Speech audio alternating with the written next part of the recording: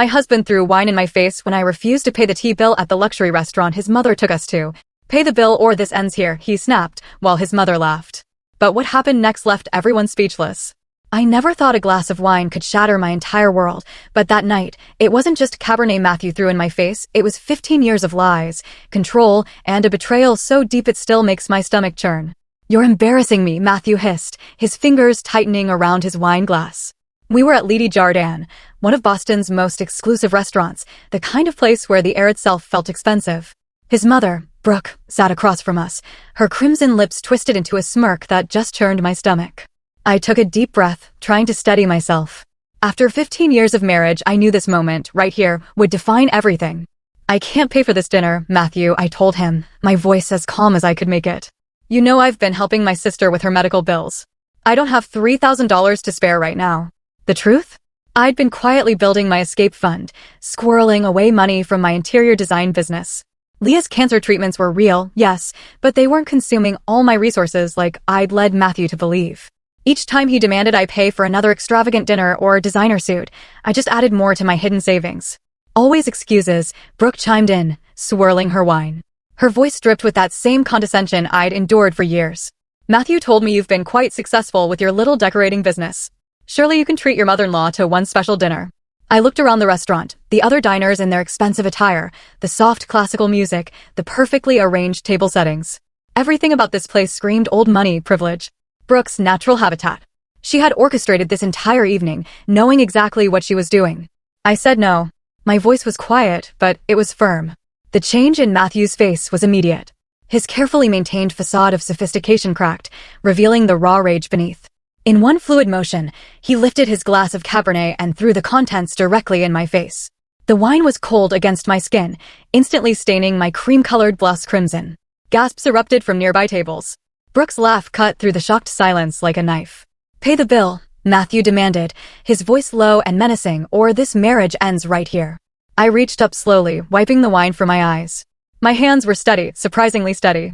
15 years of diminishment, of financial manipulation, of walking on eggshells. All of it crystallized in this moment. I could smell the wine on my skin, feel it dripping onto my collar, hear the whispers from other diners. But instead of shame, I felt something else rising within me. Clarity. I stood up, my chair scraping against the hardwood floor. You're right about one thing, Matthew. This ends here. I reached into my purse and pulled out my phone. With deliberate movements, I opened my camera app and took a photo of my wine-soaked appearance. Then I started recording. What do you think you're doing? Matthew sputtered, reaching for my phone. I stepped back, keeping the camera trained on him. Creating evidence, I replied, my voice stronger than I'd ever heard it. Would you like to throw something else at me? Perhaps explain to everyone here why you think it's acceptable to assault your wife when she refuses to pay for your mother's extravagant demands. Brooke's smirk vanished. You ungrateful little, Mrs. Harrison. A new voice interrupted. The restaurant's manager had appeared at our table, his expression grave. I'm going to have to ask you and your son to leave immediately. He turned to me. Ma'am, would you like us to call the police? Matthew stood up so quickly his chair toppled backward. You wouldn't dare. I kept recording. Try me. What happened next would change everything. Not just for me, but for the dozens of witnesses in that restaurant, for the legal system that would soon become involved, and for the women who would later tell me my story gave them courage. But in that moment, all I knew was that I had finally found my voice. The wine was still dripping down my neck when I made the call that would start my new life. But first, I had one more thing to say to the man who thought he could break me with a glass of wine and 15 years of control. You know what the funny thing is, Matthew? I've already paid for this dinner. I've been paying for everything for 15 years. My dignity, my freedom, my sense of self. But not anymore. Check your joint account tomorrow. I think you'll find it makes for some interesting reading. The look on his face told me he finally understood. I wasn't just ending our marriage. I was taking back my life. The police officer's name was Andrea Taylor, and she had kind eyes that didn't quite match her stern expression. We sat in a quiet corner of the precinct as she reviewed my statement. The wine on my blouse had dried to a dull burgundy stain. Mrs. Harrison, Rebecca, I corrected her. Just Rebecca Porter. I'm going back to my maiden name. She nodded, making a note. Rebecca, you mentioned this isn't the first incident? My hands tightened around the paper cup of lukewarm coffee they'd given me. Through the precinct windows, I could see dawn breaking over Boston, painting the sky in shades of pink and gold. I hadn't slept, but I felt more awake than I had in years. The wine throwing? That was new, I said. Matthew always preferred less visible methods. Financial control, emotional manipulation, isolation. Did you know I haven't seen my best friend, Claire, in 3 years? He convinced me she was jealous of our marriage, trying to sabotage it. I believed him. I took a sip of coffee, grimacing at the bitter taste. But the real masterpiece was how he handled money. Every time my design business succeeded, he found ways to drain my accounts. Emergency investments, family obligations, guilt trips about not contributing enough to our future. Meanwhile, his mother orchestrated expensive dinners and vacations that I was expected to fund, all while they both reminded me how lucky I was to be part of their world. Officer Taylor's pen moved steadily across her notepad. And last night, you mentioned something about a joint account? A small smile crossed my face. Yes. That was my insurance policy. You see, 2 years ago, I started documenting everything. Every transaction, every manipulation, every incident. I opened a separate account and began moving small amounts of money. Nothing that would trigger suspicion, just enough to build a safety net. I also kept records of how Matthew used our joint account for personal expenses while claiming business deductions. The IRS would be very interested in those records. That's why you were recording at the restaurant? Partly. But mostly because I knew what would happen when Matthew checked the joint account this morning. Last night, while he was busy trying to intimidate me at the restaurant, my lawyer was executing the paperwork I'd prepared months ago. Every questionable transaction, every tax discrepancy, every piece of evidence, it's all been submitted to the relevant authorities. The officer leaned back, studying me. You've been planning this for a long time. 2 years, 3 months, and 12 days. I set down the coffee cup. That's how long it took me to realize that the shame I felt wasn't mine to carry. It belonged to them. My phone buzzed. Another message from Matthew. I'd received dozens since leaving the restaurant, watching them evolve from threats to pleading to desperate bargaining. I showed Officer Taylor the latest one. Baby, please. We can work this out. I'll get help. Don't destroy everything we've built. What we built, I said quietly, was a prison. It just had very expensive walls. A knock on the door interrupted us. Another officer entered, his expression serious. Miss Porter, we have some visitors who'd like to speak with you. One is Brooke Harrison's lawyer. The other, he hesitated, says she's your sister-in-law, Catherine Harrison. Matthew's sister. My heart skipped a beat. Catherine, or Kate as she preferred, was Matthew's younger sister, the black sheep of the Harrison family. She'd been cut off financially 5 years ago after refusing to participate in what she called their toxic dynasty. I hadn't spoken to her since. Another relationship Matthew had managed to sever. Kate's here. My voice wavered for the first time that night. Officer Taylor watched me carefully. Would you like to speak with them? I stood up, smoothing my wine-stained blouse. Yes, but first, there's something you need to know about the Harrison family business. Something Kate and I are probably the only ones brave enough or stupid enough to tell you. The officer raised an eyebrow. What's that? The real reason Brooke orchestrated that dinner last night. You see, she recently discovered something I've known for months. Her perfect son, my controlling husband, has been embezzling from his own family's foundation. And I have proof of every transaction. As I followed Officer Taylor to the meeting room, I couldn't help but wonder, was I about to find an ally in Kate, or was this another Harrison family trap? What I didn't know was that the next few minutes would determine not just my future, but potentially the fate of everyone who had ever been caught in the Harrison family's web of manipulation and deceit. I straightened my shoulders and took a deep breath. Whatever was waiting for me behind that door, I was finally ready to face it. After all, I'd already survived their worst. Or so I thought.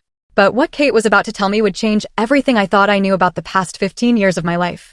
Kate looked exactly as I remembered her. Wild, curly hair, no makeup, and a defiant glint in her eyes that the Harrisons had never managed to extinguish. She sat alone in the interview room. No sign of Brooke's lawyer. When our eyes met, she stood up and did something that made my breath catch. She hugged me. I saw the video, she whispered in my ear. Someone at the restaurant posted it online. You magnificent, brave woman. I pulled back confused. The lawyer's gone? I told him I needed a moment alone with my sister-in-law first. He's probably calling Brooke right now, warning her that the black sheep has returned. Kate's smile was sharp. We don't have much time. We sat down at the table and Kate pulled out a worn leather notebook. Remember when I was cut off from the family? Everyone thought it was because I refused to join the family business to be another puppet in Brooke's show. That was part of it, but not the whole truth. She opened the notebook, revealing pages of handwritten notes and what looked like financial records. I found something 5 years ago. Something that made Brooke destroy my reputation and Matthew. Well, Matthew chose his side. It's about your design business, Rebecca, and about several other small businesses owned by Harrison family spouses over the past 20 years. My throat went dry. What about them? They were never meant to succeed. In fact, their failure was the point. Kate's voice was gentle, but her words hit like physical blows. Brooke and Matthew, they've been running this scheme for years. They find successful, Independent women, bring them into the family through marriage, and then systematically drain their businesses and personal assets. The family reputation and connections lure these women in. And then the manipulation begins. My hands started shaking. The constant expenses, the luxury dinners, the demanded contributions, the guilt about family obligations. It's all orchestrated? They push until the business fails or the woman drains her accounts trying to keep up. Then, once she's financially dependent, they have complete control. I thought about all the other Harrison wives I'd met over the years, Matthew's cousins' wives, family friends. How many of them had been victims of this scheme? How many businesses had been destroyed? But why? I asked, though part of me already knew the answer. Power, control, and, Kate hesitated, money laundering. The Harrison Family Foundation, it's not just about embezzlement. They use these failing businesses to clean money from less legitimate family enterprises. Each bankruptcy, each financial crisis, it's all documented and justified. Perfect cover for moving funds around. I felt sick. That's why Brooke was so insistent about me paying for everything through my business accounts. Exactly. But you did something they didn't expect, didn't you? Kate's eyes sparkled. You kept records. You built an escape fund. You survived. And now they're scared. I realized that's why Brooke orchestrated that dinner. She found out about my documentation. She found out you were working with an accountant who used to handle some of their legitimate business interests.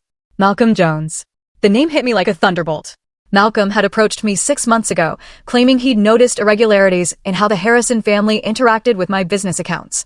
He'd helped me understand the patterns, gather evidence. A knock on the door made us both jump.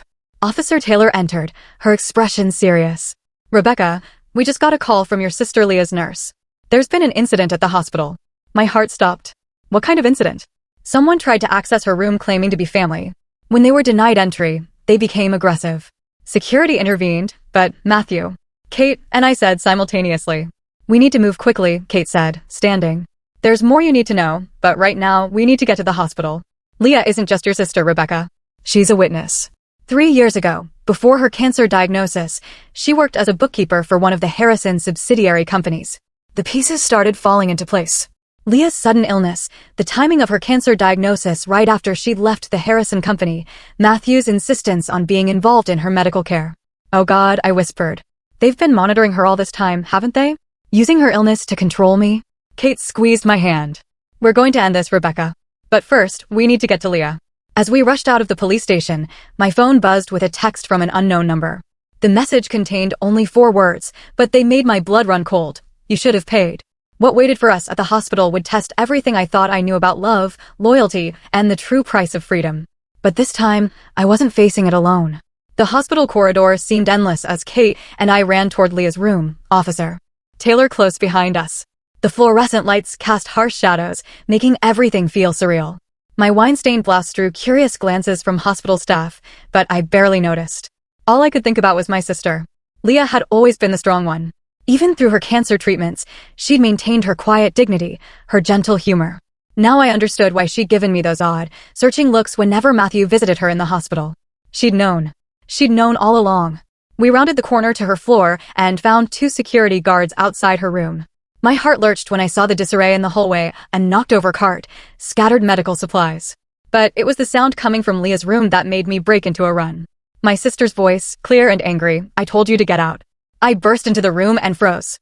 Leah was sitting up in her hospital bed, thin but alert, her headscarf slightly askew.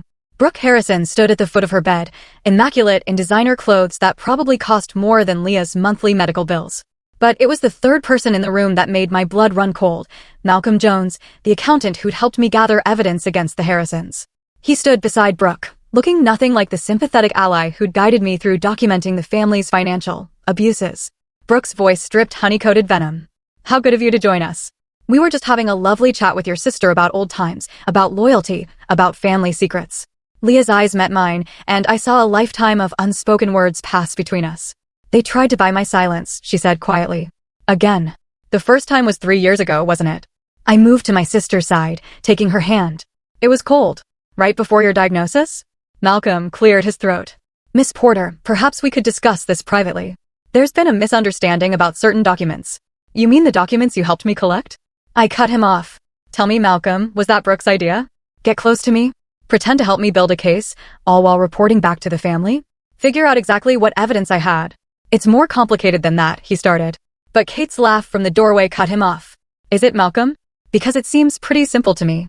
She walked in, Officer Taylor beside her. You helped the family identify threats, then helped neutralize them. How many other wives have you done this to? How many other businesses have you helped destroy? Brooke's composure cracked just slightly.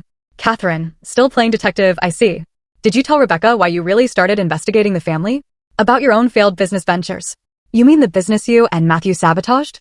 Kate's voice was steady. The one you destroyed because I wouldn't play along with your schemes? Yes, Brooke, I told her everything. Leah's hand tightened around mine. Becca, she whispered, the notebook in my bedside drawer. I reached over and pulled open the drawer. Inside was a worn leather journal, similar to Kate's, but older, more worn. Brooke took a step forward, but Officer Taylor moved to block her path. 3 years ago, Leah said, her voice gaining strength, I found irregularities in the books. Not just in the company I worked for, but patterns across multiple Harrison businesses. I started keeping records. She nodded at the journal. Then I started getting sick. At first, just small things, dizzy spells, fatigue. When I finally got diagnosed. Are you suggesting? Brooke's voice was dangerous. I'm not suggesting anything. Leah met her gaze steadily. I'm stating facts. I kept copies of everything I found. The original records are safe with my lawyer, sealed with instructions to be opened if anything happens to me. Did you really think I wouldn't protect myself? Protect my sister? Malcolm moved toward the door, but Officer Taylor stepped into his path. Going somewhere? What happened next seemed to unfold in slow motion. Brooke reached into her designer handbag. Kate! Kate shouted a warning. I threw myself in front of Leah's bed, but it wasn't a weapon Brooke pulled out. It was a phone. Matthew. She spoke into it, her voice ice cold. It's time for Plan B. The hospital room's lights flickered, then went out completely. In the sudden darkness, I heard Leah gasp, Kate curse, and the sound of running footsteps in the hallway. When the emergency lights came on seconds later, Brooke and Malcolm were gone. But they'd left something behind, Leah's medical chart, with a new page added to the front. What was written there would change everything we thought we knew about my sister's illness, the Harrison family's reach, and just how far they'd go to protect their secrets. I picked up the chart with trembling hands. And as I read, I finally understood why Matthew had been so insistent on controlling Leah's medical care. The truth was far worse than anything we'd imagined. The emergency lights cast an eerie glow over Leah's medical chart as I read, my hands shaking. Dr. Emily Jones, no relation to Malcolm, thank God, stood beside me, her expression growing darker with each page we reviewed.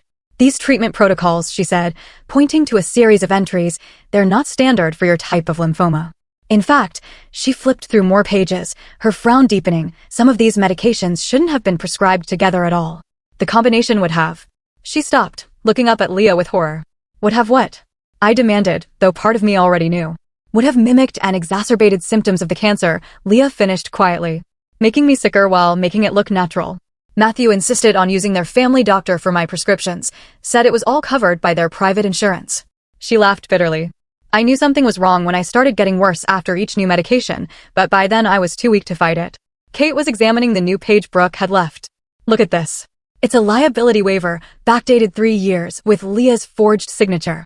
They were covering their tracks, creating a paper trail to protect themselves in case anyone started asking questions.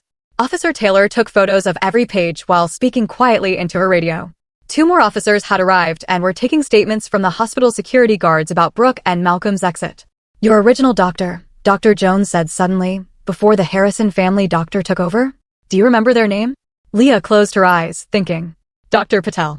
Anjali Patel. She seemed concerned when I told her I was switching doctors. Tried to warn me about something, but Matthew was there and... She looked at me. That was right after you married him, Becca. I didn't want to cause problems for you. My throat tightened. While I'd been trapped in Matthew's web of financial manipulation, my own sister had been slowly poisoned, and I'd been too blind to see it. The generous offer to cover her medical expenses, his insistence on being involved in her care, the way he'd isolated both of us from our other friends and family. It had all been part of their plan. We need to find Dr. Patel, Kate said firmly. She might have records from before the Harrison doctor took over, something to show Leah's original condition. Already on it, Officer Taylor replied, typing on her phone. And we've got officers. Looking for Brooke and Malcolm. The hospital security cameras caught them leaving in a black SUV heading east. They'll be going to the lake house, I said suddenly. Everyone turned to look at me. The Harrison family lake house in Vermont. It's where they keep their most sensitive documents. Matthew told me once, when he'd had too much to drink, said his father taught him that every family needs a vault. Leah started to speak, but suddenly began coughing violently. Dr. Jones rushed to check her vital signs while I held my sister's hand, feeling more helpless than ever. Your numbers are dangerously low, Dr. Jones said after examining Leah. We need to start counteracting these medications immediately. I'm ordering new blood work and calling in a specialist. I have copies, Leah gasped between coughs. Of everything. Not just the financial records. The original medical reports. She squeezed my hand. In the painting. What painting? Kate asked. The one I gave Becca for her wedding. The lighthouse. Leah's voice was getting weaker. My mind raced back 15 years to my wedding day. Leah had given us a painting of a lighthouse at dawn, one she'd done herself. Matthew had hated it, called it amateurish, but I'd insisted on keeping it. It had hung in my home office ever since, a reminder of my sister's creative spirit. It's hanging in my office, I said. But Matthew is probably at the house by now. Then we need to get there first, Kate declared. Those records could prove everything. The financial fraud, the medical manipulation, all of it. Leah grabbed my arm with surprising strength. Be careful, she whispered. There's something else hidden in that painting. Something I never told anyone about the day their father really died. A new text lit up my phone. A message from Matthew with a photo attached. My heart stopped when I opened it. It was a picture of my home office, the wall where Leah's lighthouse painting hung or used to hang. The photo showed an empty wall with only a nail remaining. Below it, Matthew had written, "Did you really think I didn't know? Come alone to the lake house. Time to finish this." Dr. Jones's voice seemed to come from far away as she announced Leah's test results. What she said next would force me to make an impossible choice: pursue Matthew and the evidence that could bring down the Harrison family, or stay with my sister through what might be her final hours. But Leah made the choice for me. What she said next would change everything and finally reveal the true reason the Harrisons had worked so hard to silence her. Leah's heart monitor beeped steadily as she gripped my hand. Dr. Jones had just administered a new treatment to counteract the harmful medications, but my sister's determination seemed to give her renewed strength. Their father, Richard Harrison, Leah's voice was quiet but clear, didn't die of a heart attack like everyone thinks. I was there that day at the family company. I was working late, going through some files Richard had specifically requested I audit. Kate moved closer, her face pale. I always thought there was something odd about Dad's death. He found something, Leah continued, something big. He called me into his office that evening, showed me documents about offshore accounts, shell companies. Said he had evidence that Brooke and Matthew were embezzling from the family foundation, using it to launder money from other enterprises. He was going to turn them in. My stomach churned. What happened? Brooke happened. She came in during our conversation. I ducked into the adjacent file room when I heard her voice. Richard and I had already learned to be cautious. Through the door's window I saw. Leah paused, taking a shaky breath. I saw her put something in his coffee.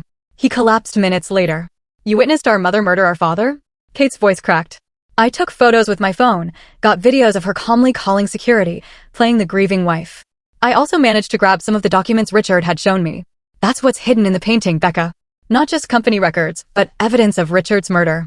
Officer Taylor, who had been quietly taking notes, stepped forward. Why didn't you come forward then? Brooke saw me.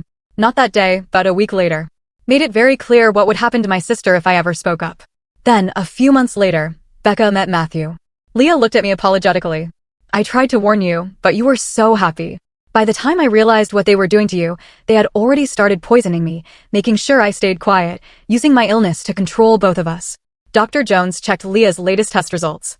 The new treatment is working, but slowly. We need to keep her under close observation for at least 24 hours. My phone buzzed again. Another message from Matthew. 1 hour. Come alone or the painting burns along with everything else you care about. Go, Leah said firmly. I've got Dr. Jones and the police here. Kate can stay with me. You need to end this. It's not safe, Officer Taylor warned. We can send a team to the lake house. No, I said, an idea forming. Matthew expects me to come alone, and that's exactly what I'll do. But first, I need to make a call. I stepped into the hallway and dialed a number I hadn't used in 3 years. It rang twice before a familiar voice answered. Rebecca? Is it really you? Claire. I fought back tears at hearing my best friend's voice. Remember when you told me there was something off about Matthew? About the whole Harrison family? I need your help. You still work for the FBI's Financial Crimes Division, right? 20 minutes later, I was in my car, driving toward the lake house.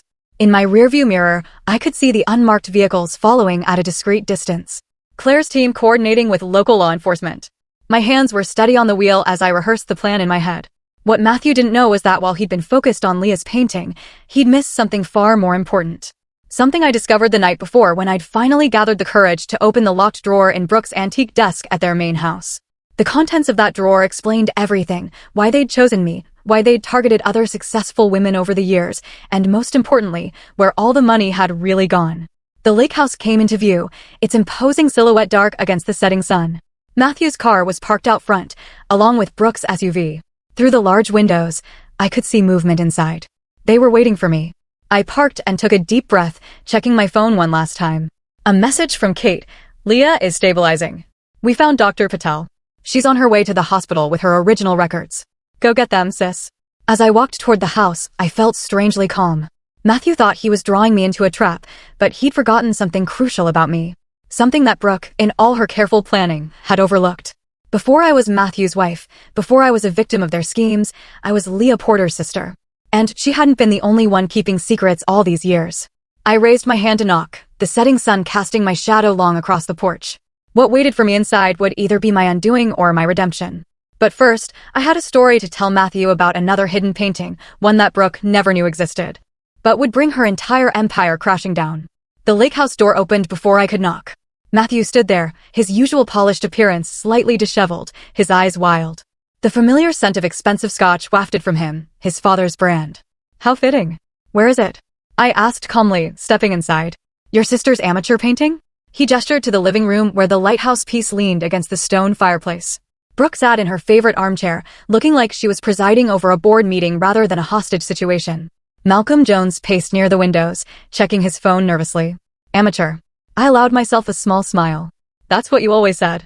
Never even bothered to look closely at it, did you? Too focused on belittling anything that came from my family. Enough games. Brooke snapped.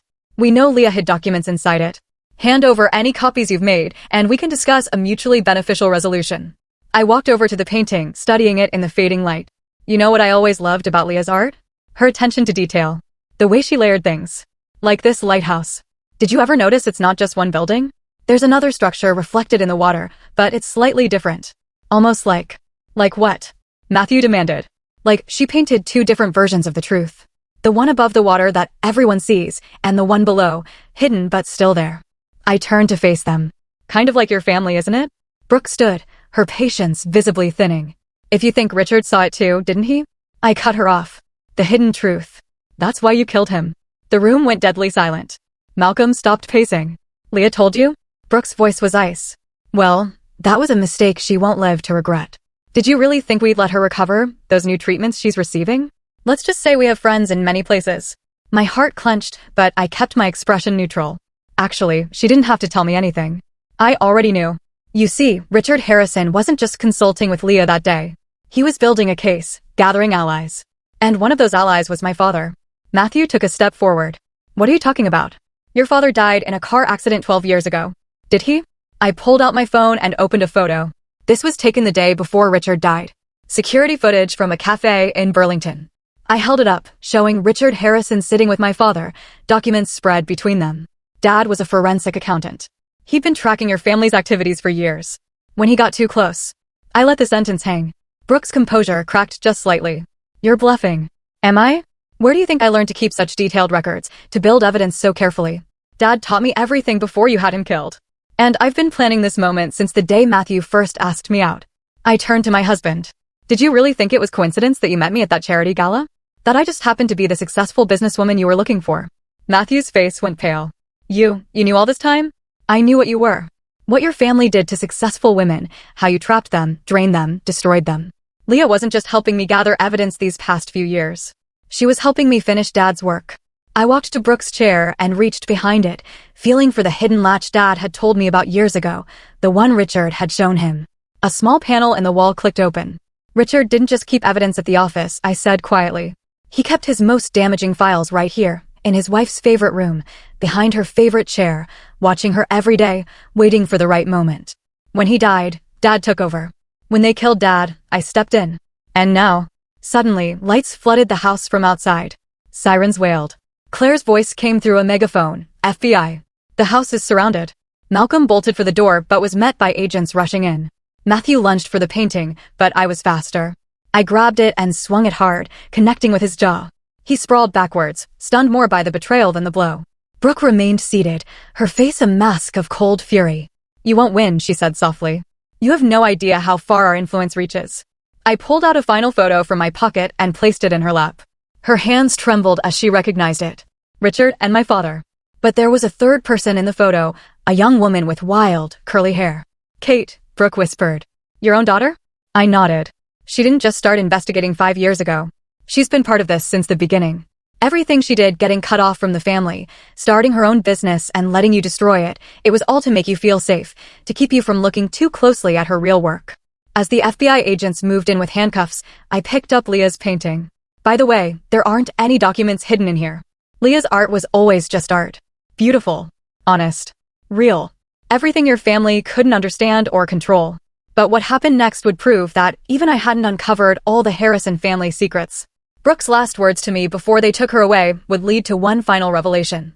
One that would change not just my life, but the lives of every woman the Harrisons had ever victimized. As the FBI agents led Brooke toward the door, she stopped and turned to me. Her perfectly manicured hands were cuffed in front of her, but she maintained her regal posture. For a moment, I saw something in her eyes I'd never seen before. Respect, you know, she said quietly. You remind me of someone. A woman I used to be before I made my choice. What choice was that? I asked, though part of me didn't want to know. To become the predator instead of the prey. Brooke's smile was bitter. 30 years ago, I was you. A successful interior designer with my own business. Then I met Richard Harrison's father, Charles. He did to me exactly what we've done to others. Destroyed my business, isolated me, trapped me. Matthew, being handcuffed nearby, jerked his head up. Mother, but instead of fighting back, Brooke continued, ignoring her son. I learned. I watched. And when Charles died, not accidentally, I assure you, I decided to turn his weapon against others. Richard never knew. He thought he'd married a society woman, never realizing I was recreating his father's scheme, making it more sophisticated, more profitable. The revelation hit me like a physical blow. You were the first victim. I was the last victim, she corrected. And the first perpetrator. Every woman we targeted, every business we destroyed, I chose them because they were like me. Strong. Independent. Capable. I couldn't stand to see them succeed where I had failed. Claire stepped forward, her FBI badge gleaming. Mrs. Harrison, I suggest you save your confessions for your formal statement. But Brooke wasn't finished. Check the foundations, she said, her eyes locked on mine. Not the family foundation. The actual foundations. The lake house, the main house, all the properties. Charles taught Richard about keeping vaults, yes. But I taught Richard about keeping secrets. About building them into the very walls of our empire. A young FBI agent approached with a tablet. Ma'am, we're finding something unusual in the thermal scans of the buildings. The basement here shows multiple hidden rooms. Hidden rooms? Matthew looked bewildered. That's impossible. I know every inch of these houses. Do you? Brooke laughed softly. You never questioned why we always use the same construction company for every renovation? Why certain areas were off limits during work? Richard thought he was so clever with his evidence, never realizing I had my own collection growing right under his feet. 30 years of secrets, buried in concrete and steel. I thought about all the Harrison properties I'd helped redesign over the years. Always working around structural limitations that Brooke had insisted couldn't be changed. What's in those rooms? Everything, she said simply. Every scheme, every victim, every crime. Not just ours, but going back to Charles's time. I kept it all. Insurance, I told myself. But the truth is simpler and harder to face. I kept them because some part of me, the part that died the day I chose power over justice, wanted someone to find them. Wanted someone to be stronger than I was. She glanced at Matthew, something like regret crossing her face. Really, I think I was waiting. Waiting for what? Claire asked. For someone strong enough to end it. To do what I couldn't. Brooke straightened her shoulders. In my study at the main house, behind the Monet, there's a safe. The combination is the date Charles died. Inside, you'll find a letter written the day I realized I was pregnant with Matthew. Read it. You'll understand why it had to be you, Rebecca. As they led Brooke away, I turned to Claire. We need to get to that safe before anyone else does. The drive to the main Harrison house was a blur. The FBI team worked quickly, locating and opening the safe. Inside was a single envelope, yellowed with age, addressed simply, to the one who ends it. What I read in that letter would reshape everything I thought I knew about Brooke, about the cycle of abuse and power, and about the true cost of revenge. But more importantly, it would show me the way forward. Not just for me, but for every woman the Harrisons had ever hurt. Because Brooke hadn't just been keeping evidence of crimes. She'd been keeping something far more valuable, the means to make everything right. The letter trembled in my hands as I read it in Brooke's study, Claire and Kate beside me. The paper was fragile with age, but the words were clear, written in a shakier version of Brooke's precise handwriting, to the woman who finally stops me. If you're reading this, you've done what I couldn't. You've chosen justice over power, healing over revenge. I write this sitting in my newly renovated study, feeling my unborn son move inside me, wondering what kind of mother I'll become, what kind of monster I already am. In the hidden rooms beneath every Harrison property, you'll find more than evidence. You'll find bank accounts, property deeds, and trust funds. A fortune built on broken dreams. Charles Harrison didn't just destroy businesses. He stole them, piece by piece, rebuilding his empire with the fragments of women's lives. I followed his template, perfected it, and in doing so, became something worse than my abuser. But I did something else too. Something neither Charles nor Richard ever discovered. For every business we destroyed, every woman we broke, I kept a separate set of records. Real records showing the true value of what was stolen. And I did more than document. I duplicated every property deed, every account, every asset. I created shadow versions, all legally binding, all hidden away. With this letter, you'll find a key to a safety deposit box at First National Bank. Inside is everything you need to transfer it all back. Not just to return what was stolen, but to restore what was lost, with 30 years of interest. I tell myself I kept these records as insurance. But the truth is simpler and harder to face. I kept them because some part of me, the part that died the day I chose power over justice, wanted someone to find them. Wanted someone to be stronger than I was. You're reading this because you were that someone. Because you did what I couldn't. You fought back. You didn't let the abuse turn you into an abuser. You kept your humanity. Use it wisely. Use it better than I did. Brooke Harrison, April 15, 1993. Months later, I stood in the newly renovated Harrison Foundation building. Now it was the Eyes Open Foundation for Women's Economic Justice. The hidden rooms had yielded exactly what Brooke promised, the means to restore everything the Harrison family had stolen with interest. But they'd revealed something else too. Something Brooke hadn't mentioned in her letter. Ready? Kate asked, adjusting the sign above the building's entrance. I nodded, watching as women began arriving for the foundation's opening day. Many were familiar faces, Harrison victims, now survivors, each carrying their own stories of loss and resilience. But they weren't here just to receive restitution. They were here to help guide it, to ensure that what happened to them never happened to anyone else. Leah, now in remission thanks to proper treatment, stood beside me. The proper medical care, funded by the recovered assets, had reversed much of the damage done by the Harrisons' deliberate poisoning. Did you ever think, when you married Matthew, that it would end like this? No, I admit it, watching as Claire led a workshop on recognizing financial abuse. But I never thought Brooke would help us fix it either. That had been the final surprise in the hidden rooms, journals, dozens of them, chronicling Brooke's struggle with what she'd become. The last entry, written the night before the restaurant confrontation, read simply, I see myself in Rebecca, but I see who I could have been, who I should have been. Perhaps it's not too late for one last choice. Matthew and Brooke both took plea deals, providing evidence that helped prosecute others involved in their schemes. Malcolm Jones turned state's witness. The Harrison empire crumbled, but something better rose from its ashes. Inside my office, once Brooke's study, Leah's lighthouse painting hung proudly. I understood now why she'd painted that double image, the truth above reflecting a deeper truth below, just like Brooke's final act had reflected her original self. The woman she'd been before fear and rage twisted her into something else. My phone buzzed. A text from Kate, another one just came forward. A victim from Charles's time. She's ready to tell her story. I looked out my window at the women gathering below, each carrying their own light out of darkness. Brooke's final gift hadn't just been the means to restore what was stolen. It had been the chance to break a cycle of abuse that had spanned generations. Coming, I texted back. Before leaving my office, I glanced one last time at the lighthouse painting. The sun in Leah's image was both rising and setting, depending on how you looked at it. An ending and a beginning, all at once. Just like that night in the restaurant when a glass of wine meant to shame me had instead set me free. Sometimes, the worst moments in our lives become doorways to our greatest purpose. Sometimes, the deepest wounds can, when healed, become wellsprings of strength for others. And sometimes, even in the darkest stories, we find an unexpected light. Not just to guide us home, but to help others find their way too.